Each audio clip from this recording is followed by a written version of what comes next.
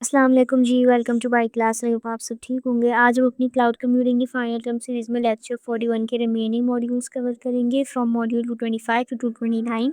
So let's get started on module 225 which is understanding the threat. और इस मॉड्यूल में हम जो थ्रेड डिस्कस करेंगे that is database and phone system failure. Database system failure क्या होता है उससे पहले हम देखते हैं डेटाबेस क्या होता है। डेटाबेस एक ऐसा ऑर्गेनाइज्ड डेटा का कलेक्शन होता है जिसको इलेक्ट्रॉनिकली स्टोर किया जा रहा होता है, यानी डिजिटली स्टोर किया जा रहा होता है कंप्यूटर के ऊपर। कंपनीज़ ऐसे डेटाबेसेस यूज़ करती हैं अपने कस्टमर्स का रिकॉर्ड रखने के लिए, एम्प्लॉइज़ की इन्फॉर्मेशन रखने के लिए, अपनी सेल्स के रिकॉर्ड्स रखने के लिए, स्टूडेंट्स के, बैंक अकाउंट्स के, इन सब चीज़ों के रिकॉर्ड्स रखने के लिए डेटा को स्टोर करने कर किया जाता है डेटाबेस के अंदर। डेटाबेस सिस्टम फेलियर का मतलब है जब डेटाबेस काम करना बंद कर दे, किसी भी रीज़न के तहत हो सकता है, जैसे हार्डवेयर फेल हो जाए, सॉफ्टवेयर क्रैश कर जाए, पावर फेलियर हो या नेटवर्क में कोई प्रॉब्लम हो। तो जब भी कभी डेटाबेस फेल होता है तो उस पर डिपेंड जितनी भी एप्लीकेशंस कर रही होती हैं, यानी वो तमाम एप्लीकेशंस तो डेटाबेस से डेटा फैच कर रही होती हैं और डेटाबेस पर डिपेंडेंट होती हैं, वो भी काम करना बंद कर देती हैं डेटाबेस फेलियर की वजह से। तो कौन सी एप्लीकेशंस होती हैं जो डेटाबेस पर डिपेंडेंट होती हैं, आपको एग्जांपल से बताते हैं। जैसे कि अगर आप कोई ऑनलाइन शॉपिंग करते हैं तो उस एप्लीकेशन में आपने क्लिक किया व्यू माय ऑर्डर्स के ऊपर, तो वो एप्लीकेशन या वो वेबसाइट डेटाबेस से आपके तमाम पुराने ऑर्डर्स की हिस्ट्री फैच करेगी। अगर इस सूरत में डेटाबेस डाउन होगा तो वो वेबसाइट आपको आपके ऑर्डर्स नहीं दिखा पाएगी। इसी तरह से customer record systems, sales system, purchase systems, HR system, ये सब एप्लीकेशंस डिपेंड करती हैं डेटाबेस के ऊपर। अब इस चीज़ के लिए ट्रेडिशनल सॉल्यूशंस में 2 कॉमन मेथड यूज़ होते हैं। पहला है बैकअप। बैकअप हम पहले पढ़ चुके हैं, सिंपली किसी डेटा की कॉपी करके रखना है। इसी तरह पूरे डेटाबेस को कॉपी करके किसी दूसरी लोकेशन पे सेव किया जाता है, स्टोर किया जाता है, ताकि ओरिजिनल डेटाबेस के फेल होने की सूरत में बैकअप को रीस्टोर किया जा सके। इसके साथ मसला ये है कि डेटाबेस को पूरा डेटा कॉपी करना, किसी दूसरे डेटाबेस में डालना, ये बहुत ज़्यादा टाइम टेकिंग काम होता है। इस रिस्टोरेशन के प्रोसेस में बहुत ज़्यादा टाइम लगता है और उस टाइम के दौरान यूज़र सिस्टम को यूज़ नहीं कर सकते, तो ये पीरियड कहलाता है डाउन टाइम।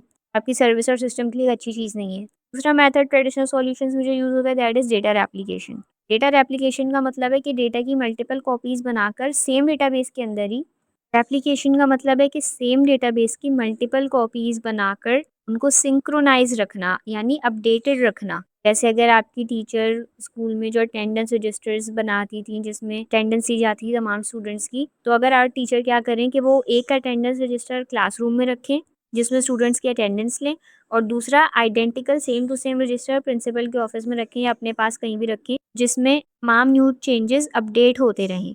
तो अगर एक रजिस्टर खो जाता है, टीचर इमीडिएटली दूसरा वाला यूज़ कर सकती हैं, तो कोई भी इम्पोर्टेंट इन्फॉर्मेशन खोएगी नहीं। ये कहलाती है डेटाबेस रेप्लिकेशन। नाउ बैकअप और डेटाबेस रेप्लिकेशन में क्या फ़र्क है? बैकअप में सिंपली आपके डेटाबेस की कॉपी बनाकर, यानी एक दूसरा डेटाबेस बनाकर उसको सेव किया जा रहा होता है, और डेटा रेप्लिकेशन में मल्टीपल कॉपीज़ बनाई जा रही होती है सेम डेटाबेस की और उनको अपडेटेड रखा जा रहा होता है, यानी जो उस ओरिजिनल डेटाबेस में चेंजेस होंगी वो चेंजेस सिंक्रोनाइज़ होंगी बाकी तमाम कॉपी डेटाबेसेस में भी। तो इस डेटाबेस एप्लीकेशन का एडवांटेज ये है कि अगर एक डेटाबेस फेल होता है तो फ़ौरन से जो दूसरा कॉपी रेप्लिकेटेड डेटाबेस होता है फ़ौरन से टेक ओवर कर लेता है, तो इससे जो डाउन टाइम होता है वो बहुत ज़्यादा कम हो जाता है और कभी-कभार बिल्कुल ज़ीरो हो जाता है।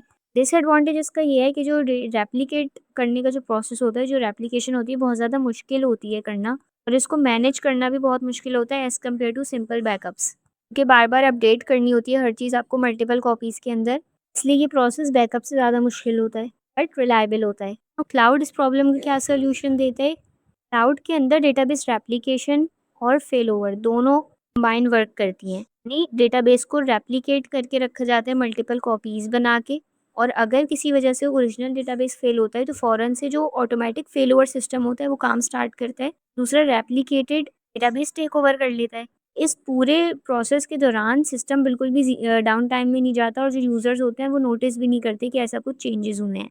ना फ़ोन सिस्टम फेलियर का है, बहुत सारी कंपनीज़ जो हैं वो फ़ोन सिस्टम्स यूज़ करती हैं कॉन्फ्रेंस कॉल्स के लिए, वॉइस मेल्स के लिए, कॉल फॉरवर्ड करने के लिए, कस्टमर सपोर्ट के लिए। तो अगर इस सिचुएशन में फ़ोन कॉल सिस्टम फेल हो जाए, तो जो एम्प्लॉइज़ है कंपनी के वो तो उससे एक दूसरे से मोबाइल फ़ोन्स पे कॉन्टैक्ट कर सकते हैं, लेकिन जो कस्टमर्स हैं उनके साथ ये प्रॉब्लम होता है कि उनको नहीं पता होता कि उन्होंने इस फेल होने की सूरत में, मतलब अगर फ़ोन सिस्टम अवेलेबल नहीं है तो किस नंबर पे कॉल करनी है, फिर कैसे कंपनी को कॉन्टैक्ट करना है। तो एज़ अ रिज़ल्ट क्या होता है, जो कस्टमर होते हैं वो इन बिज़नेसेस से कॉन्टैक्ट नहीं कर सकते। जैसे अगर आप किसी स्कूल में मौजूद हो और स्कूल के रिसेप्शन का फ़ोन ख़राब हो जाए, तो जो टीचर्स हैं वो तो आपस में स्टिल अपने फ़ोन से एक-दूसरे से बात कर सकती हैं। लेकिन जो पेरेंट्स हैं अगर वो कॉन्टैक्ट करना चाहें स्कूल के रिसेप्शन पे तो वो नहीं कर सकते। तो इस चीज़ का ट्रेडिशनल सॉल्यूशन कंपनीज़ इस चीज़ का इम्पैक्ट कम से कम करने की कोशिश करती थी। वो फ़ोन बैकअप में रखती थी मल्टीपल फ़ोन्स या फिर फ़ौरन से फ़ोन रिपेयर करवा दिया जाता है ऐसी सिचुएशंस में। लेकिन उसमें भी थोड़ा सिस्टम डाउन टाइम में जाता है, थोड़ा टाइम लगता है। उस रिपेयरिंग के प्रोसेस के दौरान अगर कोई कस्टमर कॉन्टैक्ट करना चाहे तो वो नहीं कर सकता।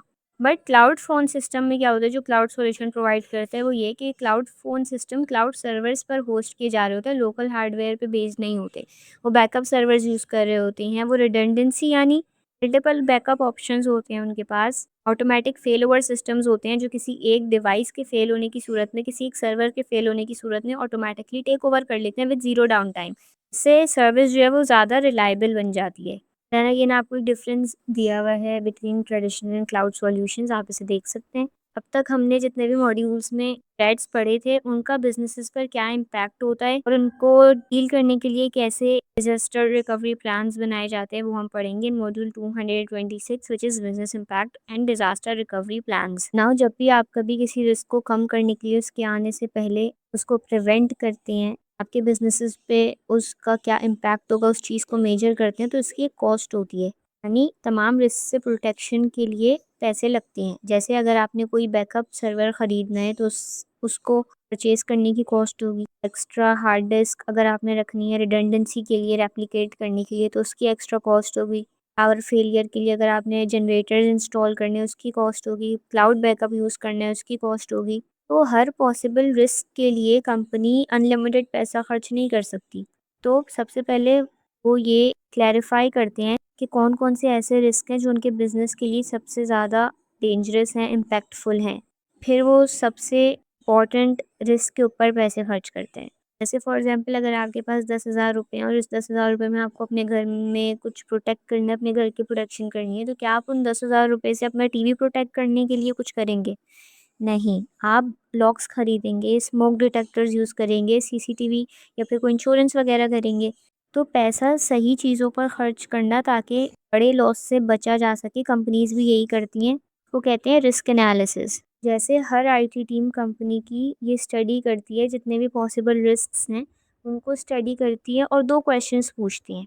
पहला क्वेश्चन ये कि अगर ये रिस्क होता है, ये प्रॉब्लम अगर होती है इस रिस्क से कितना ज़्यादा इफ़ेक्ट पड़ेगा बिज़नेस के ऊपर, ये कहलाता है बिज़नेस कंटिन्यूटी इम्पैक्ट। इसका पॉसिबल आंसर हो सकता है हाई, मीडियम या लो, यानी कितना परसेंट आपके बिज़नेस को नुकसान पहुँचेगा, किस लेवल का नुकसान पहुँचेगा। दूसरा क्वेश्चन वो पूछती हैं, कितने चांसेस हैं कि ये रिस्क हो सकता है, ये कहलाती है अकरेंस प्रोबेबिलिटी। इसका आंसर भी होता है हाई, मीडियम या लो, किस लेवल के चांसेस हैं कि ये प्रॉब्लम हो सकती है। जैसे आपको ये टेबल दिया गया है जिसमें आपको कुछ रिस्क बताए गए हैं और फिर उनकी प्रोबेबिलिटी और बिज़नेस इम्पैक्ट बताए गए। जैसे first is user disc failure, यानी यूज़र के लैपटॉप में जो डिस्क मौजूद है उसमें कोई प्रॉब्लम हो जाए, वो फेल हो जाए, बट इससे सिर्फ यूज़र को इफ़ेक्ट पड़ेगा, कंपनी स्टिल काम कर सकती है। तो इसकी प्रोबेबिलिटी है मीडियम, यानी मीडियम चांसेस हैं। और बिज़नेस इम्पैक्ट लो, यानी आपके बिज़नेस पर इससे बहुत ही कम इफ़ेक्ट पड़ेगा, सबसे लोएस्ट इफ़ेक्ट पड़ेगा। Then second is server disk failure. Server जो होता है वो बहुत रेयरली कभी ऐसा हो कि वो क्रैश होता है या फेल होता है, लेकिन अगर सर्वर फेल हो जाते हैं तो उससे बहुत सारे यूज़र्स और सर्विसेज काम करना बंद कर देती हैं कि वो सर्वर ही उन तमाम सर्विसेज को प्रोवाइड कर रहा होता है। प्रोबेबिलिटी इसकी बहुत कम है, चांसेस इसके बहुत कम है, लेकिन अगर ये होता है तो इससे बिज़नेस पर बहुत ज़्यादा हाई इम्पैक्ट पड़ेगा। देन नेटवर्क फेलियर, ये भी ऐसा रिस्क है जो बहुत कम ही होता है, तो इस केसेस की प्रोबेबिलिटी बहुत लो है, लेकिन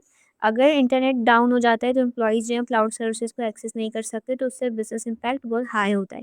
then it is database failure. Database जो है वो ओकेजनली ऐसा होता है कि फेल हो जाए किसी स्पेसिफिक रीज़न्स की वजह से, बट अगर कभी डेटाबेस फेल होता है तो उससे जितनी भी इम्पोर्टेंट एप्लीकेशंस होती हैं जो डेटाबेस से डेटा फैच कर रही होती हैं वो काम करना बंद कर देती हैं। तो इसकी प्रोबेबिलिटी मीडियम होती है और बिज़नेस पर बहुत हाई इम्पैक्ट पड़ता है।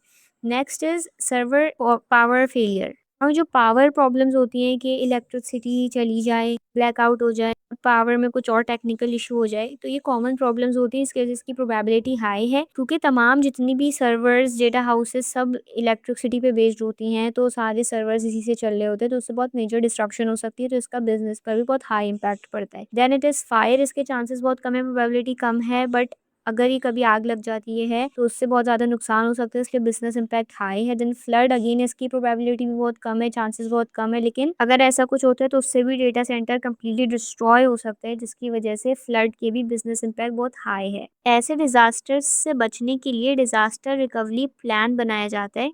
डिज़ास्टर रिकवरी प्लान में सिंपली होता है कि अगर ये डिज़ास्टर होता है तो उससे हमें कैसे निपटना है, हमें क्या करना है उस सिचुएशन में। हाँ, उस डिज़ास्टर रिकवरी प्लान के अंदर कौन-कौन सी चीज़ें होती हैं, फर्स्ट इज़ ओवरव्यू, यानी एक ऐसी शॉर्ट एक्सप्लेनेशन जिसमें एक्सप्लेन किया जाए कि ये प्लान किसके लिए है, कौन से डिज़ास्टर के लिए है।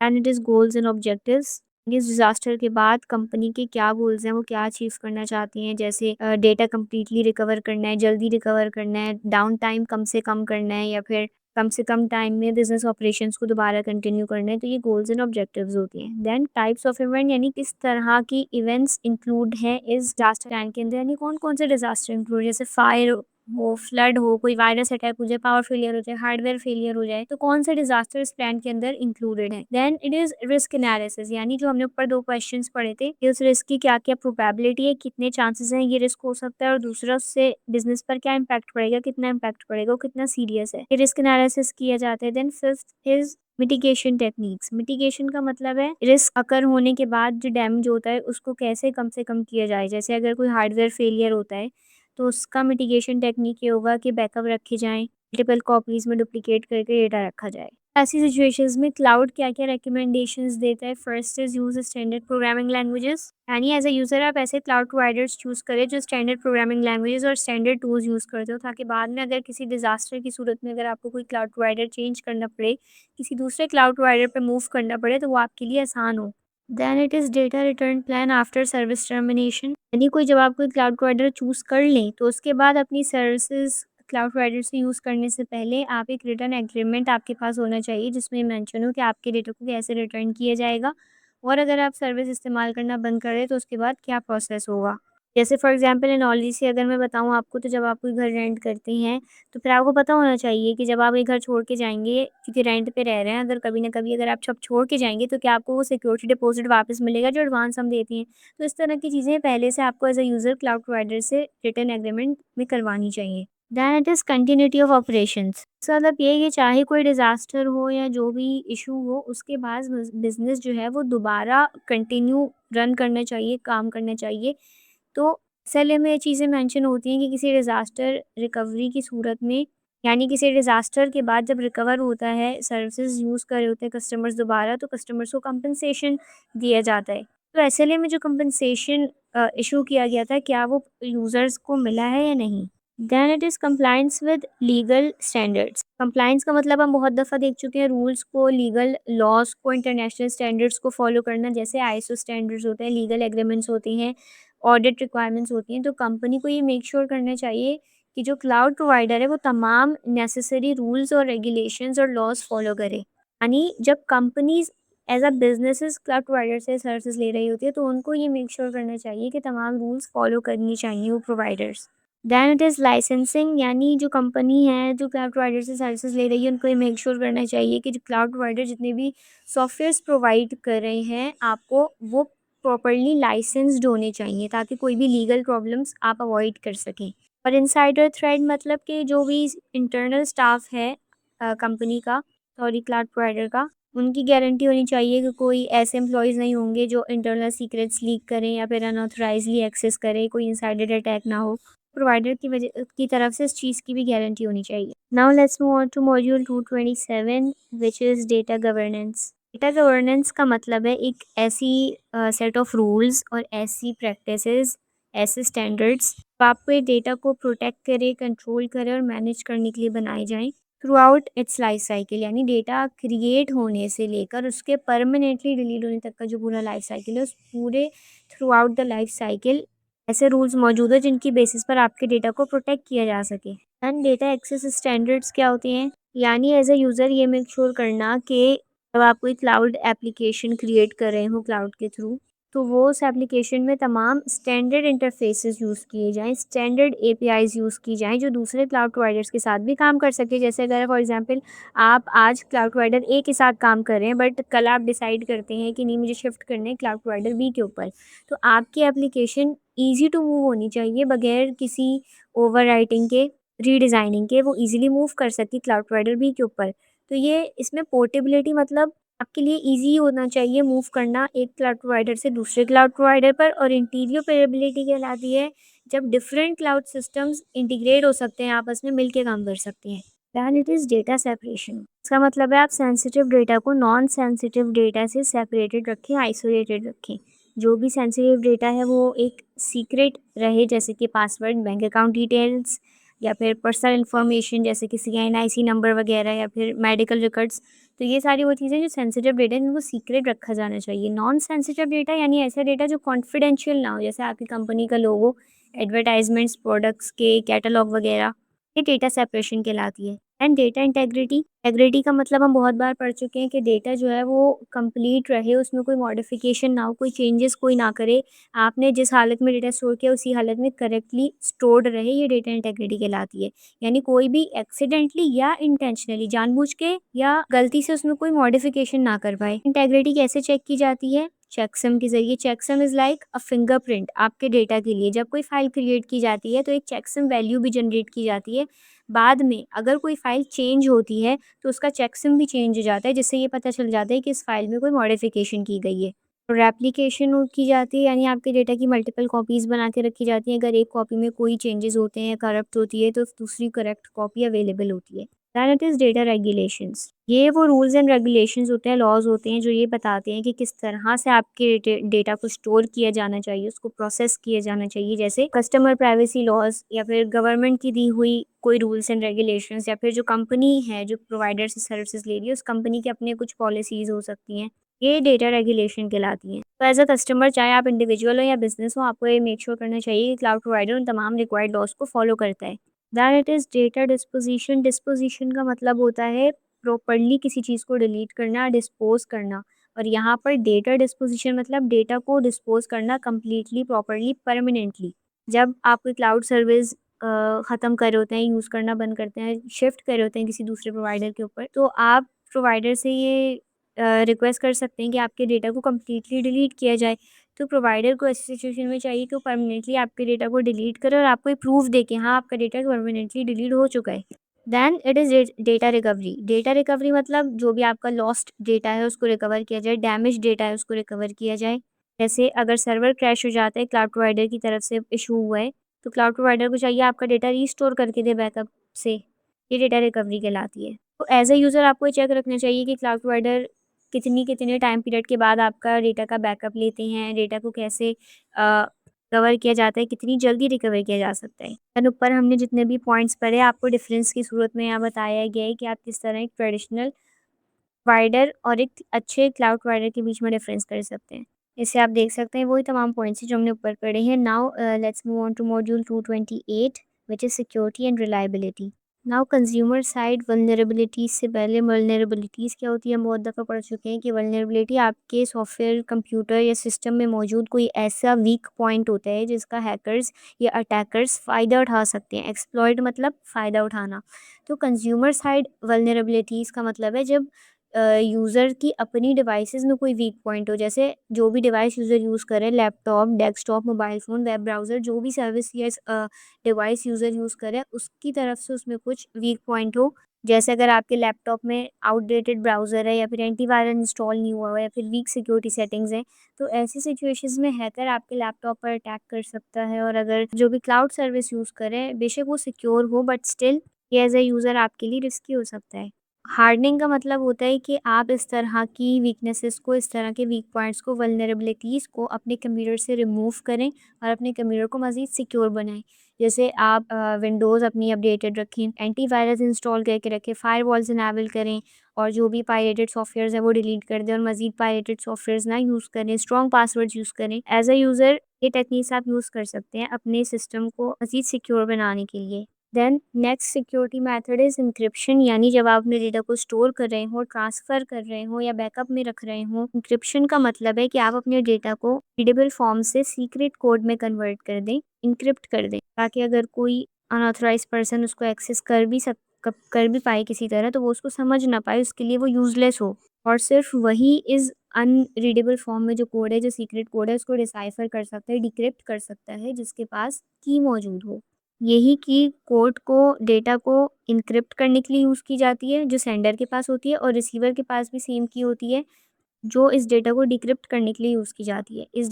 इस की के बाहर चाहे वो डेटा सही रिसीवर तक भी पहुँच जाए, वो उसके लिए एन्क्रिप्टेड ही रहेगा। And it is physical security, यानी जो क्लाउड की सिक्योरिटी है वो सिर्फ़ सॉफ्टवेयर या डिजिटल चीज़ों के लिए ही महदूद नहीं है, बल्कि जहाँ पर ये डेटा सेंटर्स एक्चुअल में मौजूद है, जहाँ पर तमाम सर्वर्स हैं और जहाँ पर डेटा स्टोर किया जा रहा है, उन जगहों को फिज़िकली सिक्योर बनाया जाए, यानी जो बिल्डिंग्स हैं जिनमें डेटा सेंटर्स मौजूद हैं उनको प्रोटेक्टेड रखा जाए, बायोमेट्रिक एक्सेस दिया जाए, फायर प्रोटेक्शन यूज़ की जाए, बैकअप पावर रखी जाए, ताकि किसी ब्लैकआउट की सूरत में सर्वर्स डाउन टाइम में ना जाएँ। सिक्योरिटी गार्ड, सीसीटीवी कैमराज़, ये सब चीज़ें यूज़ की जाएँ फिज़िकल सिक्योरिटी के लिए। Then next security method is authentication. Authentication का मतलब होता है कि आप ये प्रूफ़ दें अपनी आइडेंटिटी का कि जो आप क्लेम कर रहे हैं आप वही हैं। मतलब जैसे जब आप जीमेल में लॉगिन करते हैं, आप अपना यूज़र नेम और पासवर्ड डालते हैं, वो गूगल आपकी आइडेंटिटी को चेक करता है, ये कहलाती है ऑथेंटिकेशन। इस तरह से फिंगरप्रिंट्स के ज़रिए,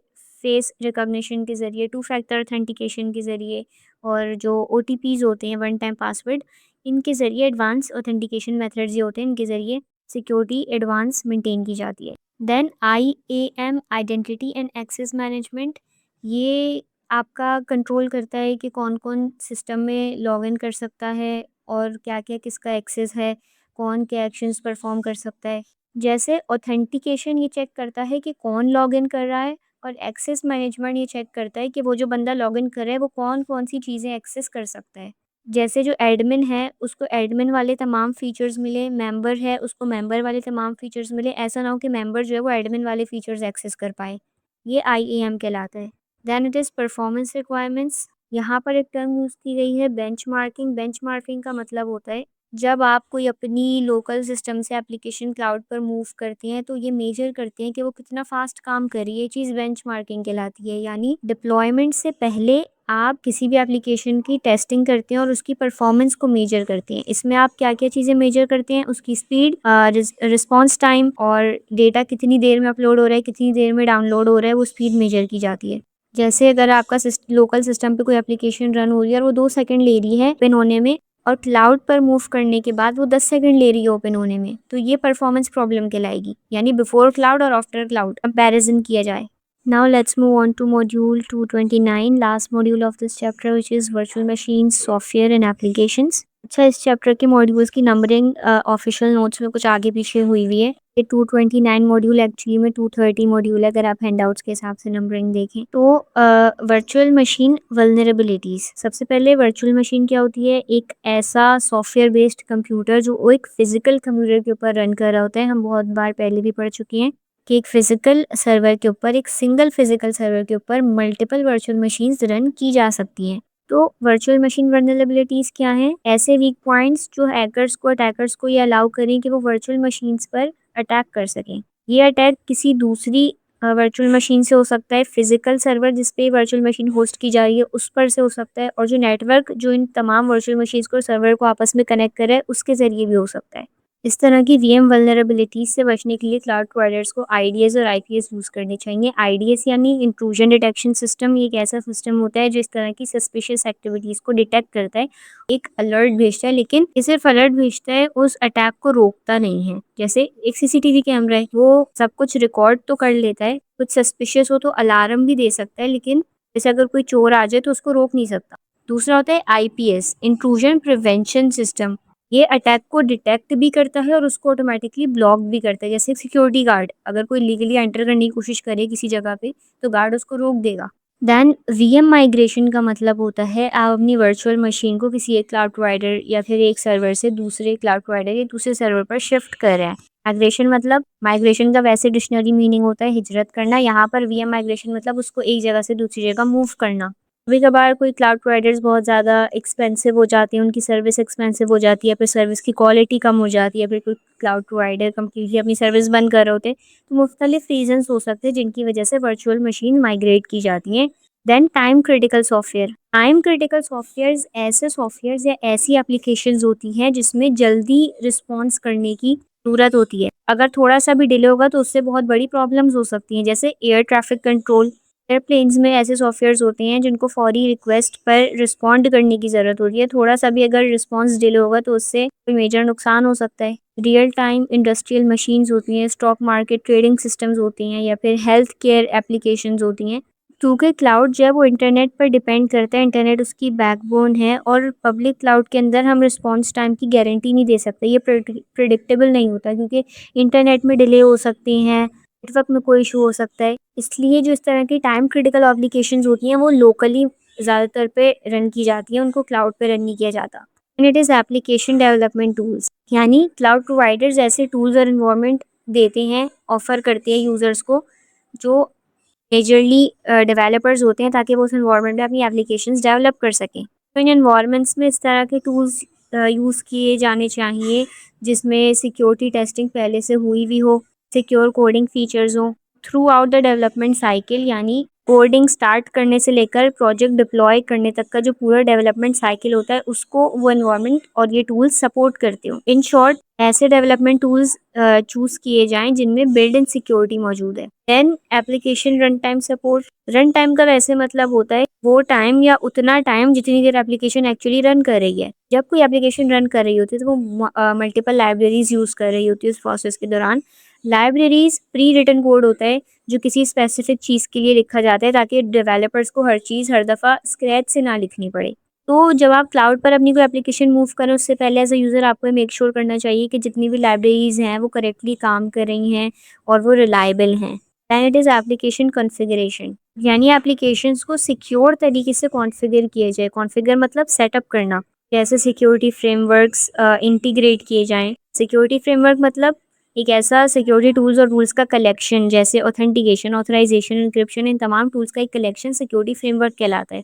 और जो एप्लीकेशंस हैं उनको वर्चुअल लोकल एरिया नेटवर्क के अंदर रन किया जाए, यानी किसी कंपनी का प्राइवेट वर्चुअल लैन, किसकी डिप्लॉयमेंट सिक्योर हो। And last point is standard programming languages, यानी ऐसे क्लाउड प्रोवाइडर्स चूज़ करना जो स्टैंडर्ड प्रोग्रामिंग लैंग्वेजेस यूज़ करते हैं। मेन वही रीज़न, ताकि अगर बाद में आपको माइग्रेट करना हो किसी दूसरे क्लाउड प्रोवाइडर की तरफ तो आपकी एप्लीकेशन स्टिल काम कर सके, वर्क कर सके बगैर किसी रीडिज़ाइनिंग के, कोड ओवरराइट करने की या फिर किसी मॉडिफिकेशन के। मॉड्यूल में हमने वो तमाम सिक्योरिटी और रिलायबिलिटी प्रिकॉशंस और मेथड्स देखे जो कंज्यूमर्स को चाहिए कि वो यूज़ करें जब वो कोई वर्चुअल मशीन, क्लाउड एप्लीकेशन या सॉफ्टवेयर किसी प्रोवाइडर के थ्रू यूज़ कर रही हैं, ताकि उनकी एप्लीकेशंस और वर्चुअल मशीन सॉफ्टवेयर सिक्योर और रिलायबल हो और उनको मल्टीपल क्लाउड प्रोवाइडर्स के बीच में मूव करना आसान हो। यहाँ पर हमारा चैप्टर 41 खत्म हुआ। कोई क्वेश्चन या फीडबैक हो so comment down below, video को लाइक करें, फ्रेंड्स के साथ शेयर करें, चैनल को सब्सक्राइब करें। टिल द नेक्स्ट वीडियो, अल्लाह हाफ़िज़।